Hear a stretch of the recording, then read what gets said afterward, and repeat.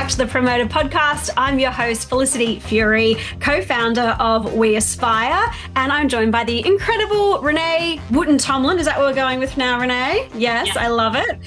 Who's an incredible aerospace engineer, former intern at NASA in the Jet Propulsion Laboratory, fantastic speaker, and all-around great human. Renee, where are you calling in from today?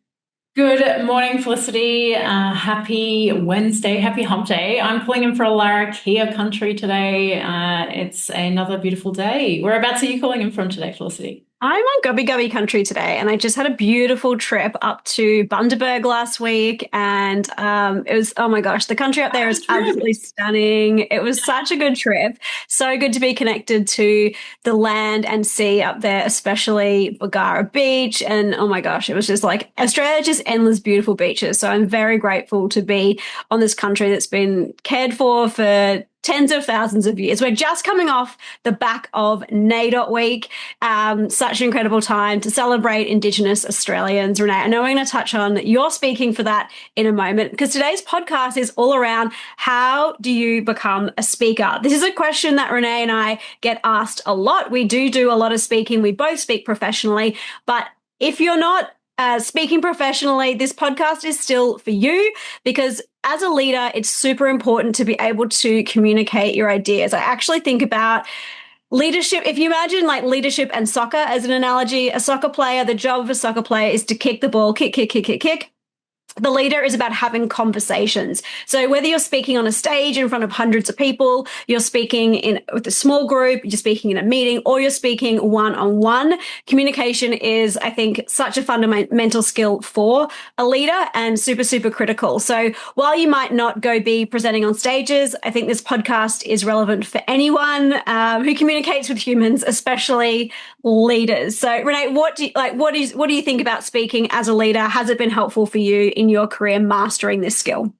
Absolutely. I actually think that the reason I've been promoted as much as I have throughout my life has been because I can communicate clearly and build great relationships with people, and I'm not afraid to go up the front of the room and share my thoughts or share my projects. So and when I say I'm not scared to put my hand up to go up there, I'm always scared to put my hand up, to be honest. I'm always nervous. I find it is such an adrenaline rush every time I go up the front of a room or get on a stage to speak. But I really enjoy, I think, the challenge of going up and delivering, whether it's a keynote or just a presentation. And I also enjoy being able to share my work and help people understand what I do. So absolutely, it's been exceptionally helpful for my career. And I'd also like to do a cheeky little shout out to our fellow engineers to say that this is going to make or break your leadership experience as an engineer. If you can communicate incredibly technical projects and information in a really digestible way for the broader business that you work in, I think that you will just go so far, because it is a skill, and it's a skill that takes a lot of time and effort to build and develop. And it's something that, I would say, I was just talking to Felicity last week during NAIDOC Week. I gave a speech with Future Women down in Naarm in Melbourne. It was the best speech I've ever done in my career. Now, I've been speaking for about 15 years. So that's probably the first speech I've walked away from going, wow, that was really something. That even inspired me while I was giving that speech. I've never felt as energetic and probably just not enjoyed the experience as much as I did. So, it's not something that you get and have the skills to execute on from day one or from, that first opportunity. It's something that you continue to hone and finesse and learn about and practice. And it takes quite a lot to become a really great communicator. So, jumping into today's session, maybe we start with you, Felicity. We'd love to hear your story on how you became a speaker and what are the skills or what are the frameworks that you use to deliver speeches today. Gosh, it's such an interesting story, actually, because when I was growing up, I was petrified of speaking. I think there was a real culture in my family around don't big note yourself, don't talk about yourself. Like I got told a lot as a young kid, Felicity, stop talking about yourself. And I feel like I must have been a little kid who was really outgoing and really wanting to put myself out there. And I feel like that was really squashed for me. And I'm not sure, like, if it was my parents or it was my broader family, but it was kind of, that message was really, really strong for me growing up. And then I got into high school and I would just go bright red when speaking at the front of the room doing an English oral presentation. I was absolutely petrified of it. So I thought I must just be really bad at speaking. Don't ever do it. And then I was volunteering with Engineers Australia, and the person who was supposed to be giving the speech was sick. And so I think I got like 24 hours notice, and it was, Felicity, you're up the front of the room now. And I remember I was so petrified. It was Engineers House in Brisbane, and I was behind this lecture stand and just like reading. I was just so scared. It must have looked awful. And the heart was beating fast. And I, really struggled with it. And then I again volunteered and then was the MC for the very first Power of Engineering event. Again, I had my script. I stood behind the lectern. There's a really daggy photo of me somewhere on the internet presenting. I'll have to show you later, Renee. And again, I was petrified of it. And I think a lot of the work I've done has been looking at those stories I have about myself. What are those stories about speaking? So I think a really good place for people to start is looking at, is there a narrative that you have about yourself, whether it's from your family or from an experience that you had or something that didn't go well, that gets in the way of you being a great speaker? So from there, I did lots of presenting for school students. I am such a nerd. I have a spreadsheet on how many people I've spoken to and how many speeches I've done. And I just cracked the 30,000 mark of people that I've spoken to, which I'm pretty stoked about. And yeah, been over a number of years, and I started Power of Engineering in 2012. So it's been about 13 years that I've been speaking, and I think a lot of it comes down to putting in those reps. I've been on over 250 stages, so it's been a lot of presenting, and being on those big stages for me, like you, Renee, is really petrifying and has been scary. I do love the nerves and excitement are kind of a similar feeling. So I take that with me. And I think if I am feeling a little bit nervous, like even on this podcast today, I feel like there's the butterflies there. But I think that gives you that edge and it shows that you really, really care about what you're doing. So I think a key thing is really practicing. And then when it comes down to what frameworks I've used, I really recommend the work by Matt Church, who co-founded Thought Leaders. And he's got a great framework called the Pink Sheet Process. If you just Google Pink Sheet Process, it'll come up with resources. They're all free to download and they've been really, really effective. And, I know we talked about that the other week, Renee. My two other quick tips before I get yours are, the thing I always go to when presenting is intent over content.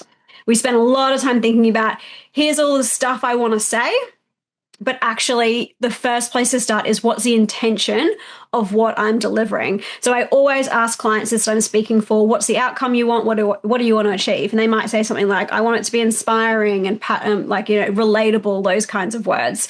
Or they want people to walk away with a specific outcome, like I want people to feel more confident about their leadership. So that really helps me getting crystal clear on that intention. Because if I'm on stage presenting and I feel like for such a long time I was so petrified about forgetting my words or forgetting the next thing I'm going to say, it's always a really grounding place for me to come back to. Like, my intention today is to be inspiring. And sometimes being inspiring looks like, hey, there's a typo on my slide. Oh my gosh, well, leadership is actually about failure, being vulnerable, and admitting mistakes. What a great opportunity to present an example around leading. So you can always come back to that intention. And when you're focused on that, I get less stressed about the content. And I think for me, really presenting, like you said before, Renee, around particularly technical stuff or things that are quite complex, I feel like it's kind of like this creative puzzle for me. How do I present information in a way that has people really understand those complex things that I'm saying? And my favorite thing to do in a presentation is to actually have it so that people don't need to work hard to think about what you're saying. So what I mean by that is telling a narrative or a story where people aren't sitting there questioning, oh, does she mean that? Does she mean, like, they're in their heads, they're actually present with you. So I feel like that's a real puzzle piece that I try to work out. So yeah, pink sheet framework's great, intent over content, and then how do you make it easy for people to listen to? How about Love it. you, Renee? What are your tips? What a What's professional. your, or even story about speaking? I'd love to hear your story, how you got into it first, and then your tips as well. Yeah, I mean, similar experience in that every speech still comes with a level of nerves, and I think also a little bit of imposter syndrome. And I think that I've only really started in the last year to step into, oh, I understand now why people want to listen to me. For such a long time while I spoke, I was always like, why was I hired for this? Or, oh, surely I can't be adding that much value to a room. And I find that quite interesting because I think the realization I've had is, first of all, there's not many women in aerospace engineering. There's not many female leaders in my generation in the aviation sector. And again, there's not many people that have had the career experience I've had across the different aerospace players. So actually, my unique proposition is that there is really no one else like me. And it took me a really long time to realize that. So I would even sit down and think about, you don't have to be uniquely the only person doing something, but I would suggest that there's not always, even if a market is like really saturated with a certain set of skills or a perspective, I think what needs to be realized is not everybody is willing to get up on a stage and speak about their experience. So even if you have an inkling of interest or you're passionate about inspiring the next generation or inspiring groups of people, give it a go, or like nonetheless, because it's hard to find really great communicators, and it's hard to find people that are willing to communicate their science, their engineering, or their skill set. So you don't normally have to look too hard to understand why it's really adding a huge amount of value for you individually to be contributing your thoughts, your experience, your knowledge on a topic. It took me the better part of 15 years to realize that, but we're hoping by sharing our experience on the podcast today, you will be able to get that kind of appreciation for yourself and the value that you have in sharing your voice. Mm.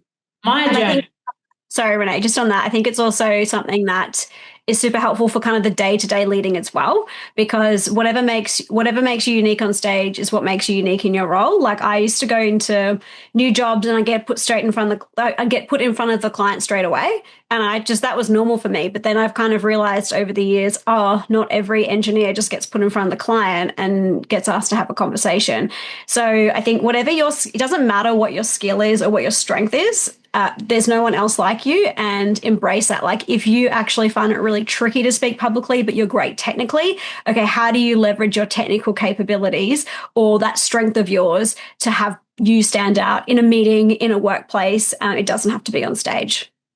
Yeah, and we've talked about this in previous episodes too. Like, how do you stand out as a leader? It's, just quickly rehash. It's things like eye contact, presentation, clear communication, having and being prepared, organized, and having integrity in your work. So there's so many pieces to that. So please go back and look at what it takes to lead yourself in a previous episode.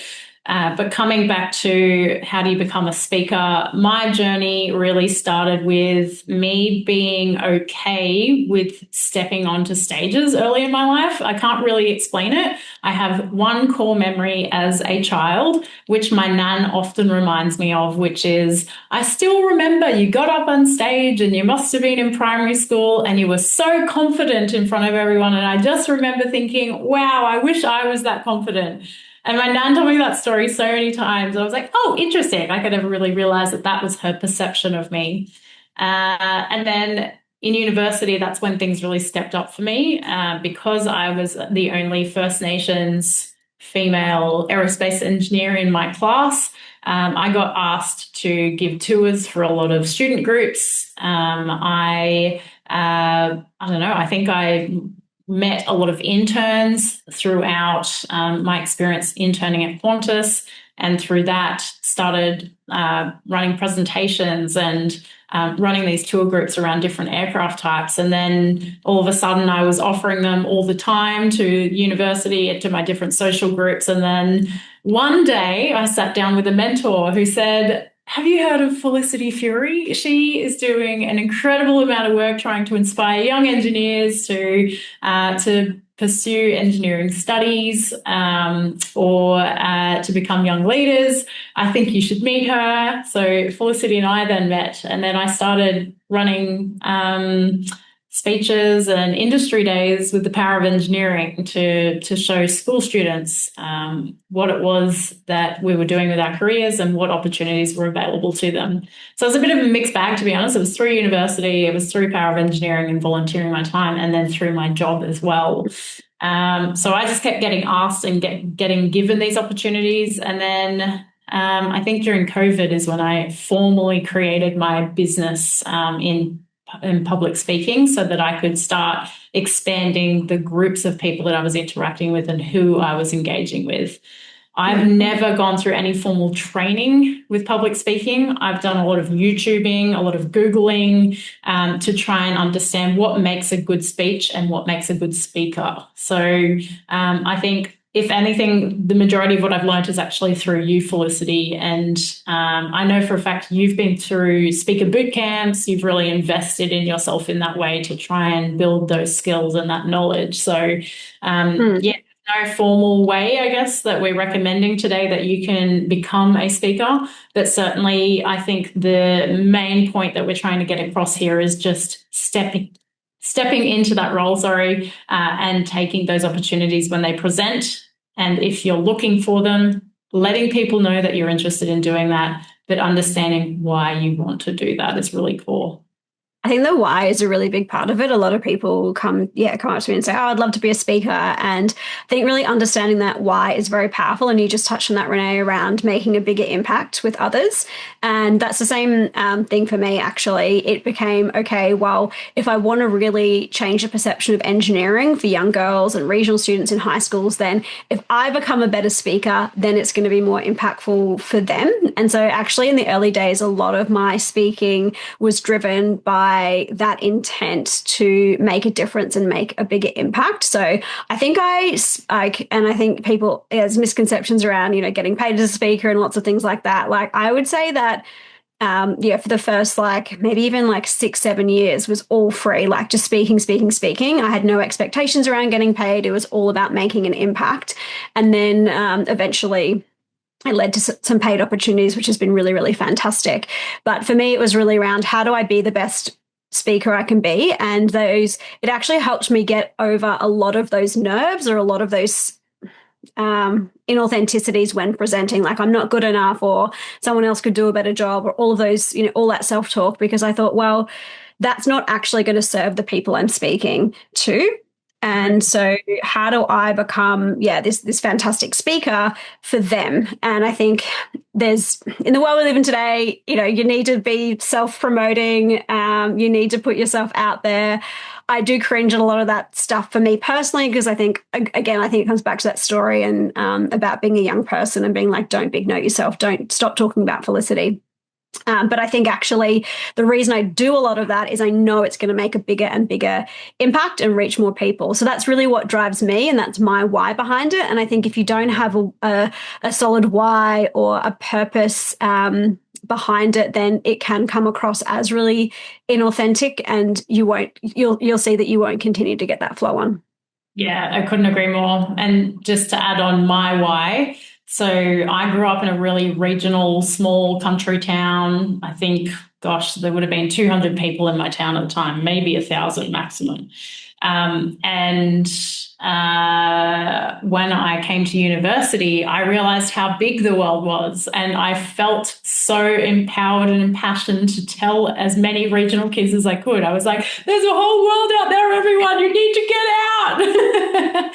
So my why became, hey, if Air Force cadets hadn't come along and I hadn't stumbled across a newspaper article when I was 15 to go and broaden my own horizons and figure out what careers were out there, how are these other kids going to figure that out? So my why became, screaming from the hilltops and getting every opportunity I could with regional kids to say, come to the city, come to university. If you're interested in learning more about XYZ, namely aircraft, come here and, come and experience this because it's huge and it's going to change your life. And so that was my why for a long time, was just tell as many regional kids as I could. And that's why, that the volunteering with Power of Engineering was phenomenal, because it was connecting with regional kids, predominantly of a certain age, before they had to make decisions about what they were going to study in year 11 and year 12. And let them know that, hey, if you study these subjects early, you could have potentially a great career in this region of the world or in this industry as well. So for me, that was a huge driver. I would say that why still exists today, but my why has now changed based on my career path. My why now is, how do I influence leaders around the world that we need to transition from fossil fuels to renewable sources as quickly as possible, to do as little damage as possible. So my why is, I would say, at a global level now, and it's something I'm incredibly hungry and impassioned to make sure people are aware of as quickly as possible. And so what that means is, we need to elevate diverse leaders as quickly as possible, which is why I run this podcast with you, Felicity. I speak to as many organizations as I can now to make sure that we're leading, thinking about people, but also country. And I keep my job and continue to build my job as a leader in the energy transition in the aviation sector, to make sure that I'm doing something about the energy transition so I can share that with other people around the world. So my why has changed, but nonetheless, inspiring, getting up and speaking is really core to being able to influence people. So you can have many whys, you can have one single why, but I think as long as you know what that is, it's going to change how you turn up and why you feel you're able to overcome the nerves and the fear that comes with stepping onto that stage. I think why you're there to really change the world around us, or to influence people to make change in their life, suddenly the fears that you feel don't feel heavy enough or scary enough to then avoid doing it completely. Yeah. It's like the benefit, it's like, I'm such an engineer, I'm going to go cost benefit ratio. Yeah. Cost benefit analysis. That's it. And, like very similar to you, actually, you just reminded me that one of the people that believed in me early on was my physics teacher, who said, you could be an engineer. And I was like, what the heck? You have to be super smart to be an engineer. Like, whoa, if he thinks I can do that. I thought he was a bit crazy, actually, at first. And then I had another incredible mentor after we did our first Power of Engineering event believe in me and say, this could be a national organization. And again, I was like, this lady's crazy. What is she talking about? And of course, we went and did that. So I think if I can be that person, and in that moment of, I believe in you and you could do something that you didn't think was possible. And for me, it comes back to my why around people's limitless potential and being and doing things that they never thought they could be and do. If I can achieve that, then even if it's just one person from one speech, I think it can make such a huge impact. Correct. And honestly, you're not going to influence every person in every room. And I think you need to go in with the expectation that one person changing one person's actions, changing one person's intent, or giving them the confidence to lead better is the most you can ask for. And if you happen to influence an entire room, then damn, like you have done well. Like that is the dream. So and I think maybe that's why my speech from NAIDOC Week last week was such a hard hitter for me, because I probably have never had as many people come up to me and say, like, wow, that was truly, insightful and emotional and inspiring for me. So, and that's been off the back of, I think I started speaking publicly in school, but probably around 2012 when I started all of this. So 13 years of speaking to that sort of feedback, which is just exceptional. So sometimes I think the final piece to bringing you to the stage is your mindset. Mindset as a speaker, again, so that's knowing your why. It's having the courage to step into the room even though you're nervous, and really believing in what you're trying to achieve. Add anything to mindset? in getting Yeah, I that? think they're the really big ticket items to get clear on. There is one thing I wanted to add, and this is, it might seem like not a big deal, but I do want to talk logistics. Maybe it's just the engineer nerd of me Good on again. you. Let's To do figure out it. logistics, wanting to figure out how everything works. But this is a big part for me. The last, well, I went to Melbourne as well a few weeks ago to give a speech for International Women in Engineering Day. And the speech was in a kind of, like the office cafe areas where you've got the tables and things, and you've got the coffee machine. So midway through my speech, the coffee machine decides to clean out the milk frother. So it was like, for a good, I'm going to say 60 seconds, which doesn't sound like a long time, but when you're there presenting to a room and online, it feels like forever. And there's certainly been a lot of moments like that I've had in my speaking journey where things can throw you off. And again, I think this is why the practicing is so critical. When you're on that stage and something's happening, I've just got to back myself, like just pretend it's not happening and be there. But that's only been from a practice thing. But I think also understanding logistics really helps. So often when I'm going into a speech is thinking about firstly, what do I need to do for me to prepare my environment and prepare myself. So usually I used to be like, I'd fly to a speaking thing, I'd jam pack everything in. Now I don't. I get to the destination, I have lots of time in advance. Usually I like would book it with catch-ups of people, but now I'll go to if it's a hotel, if I'm traveling, I'll be in that hotel room. And for me, it's practicing out loud to the empty hotel room for, the entire speech. So doing a whole run through for me really helps. The practicing my opening lines, like I will literally, like I know it's a podcast, so people could be listening to this, will walk over to one side of a room, walk on the stage, and actually practice the walk on and my first 3 sentences. So I have just got that like down pat as a pattern in my brain to do that. And so if I go, okay, I know my walk through, my opening line, and then my closing line. And I've done the practice, that gives me that inner confidence, like I've done the work to be there. The other part about the work, I think, is like they're booking you for you if you're doing a public speak, or if you've been invited to speak at a town hall or a team meeting. They've specifically asked you to do it for a reason, and so there's no point changing who you are, trying to be someone you're not. Like I go see these presenters on stage and I go, oh my God, I just want to be like her. And then realize, no, I need to be myself. So I think, and why I talk about that in logistics is how do you need to prepare kind of links back to that mindset to actually be present and be your best self. The other part of logistics that I think is important is understanding the room setup. I'm so curious to hear how you navigate these things, Renee, or what you do. But for me, I will go, like, I really love visualizing what the room looks like, particularly that stage walk on. Am I going to be sitting in the audience and then walking up? Is it going to be in like the cafe area, which is totally fine.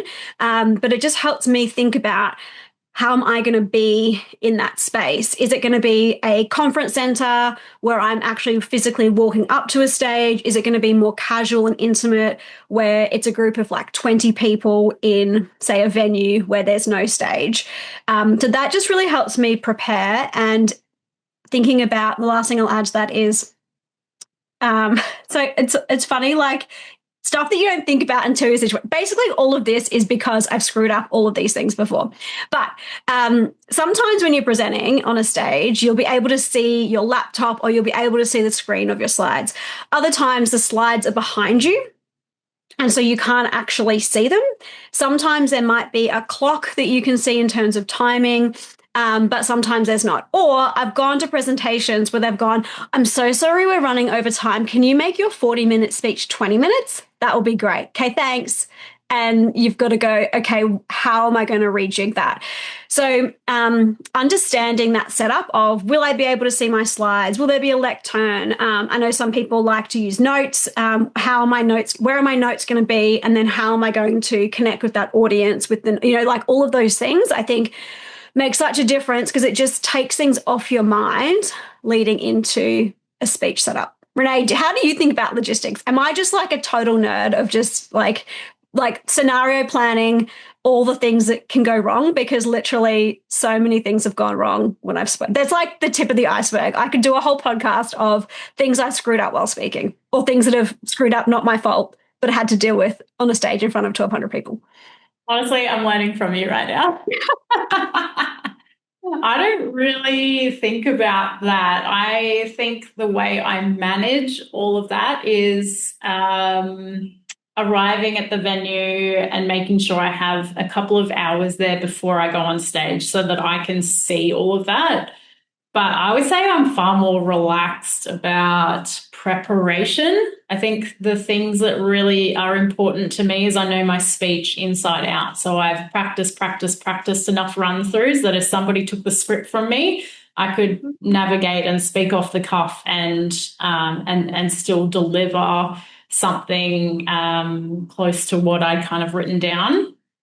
I would say my biggest focus is the expectations of the client or the person I'm working with. So, who's in the room?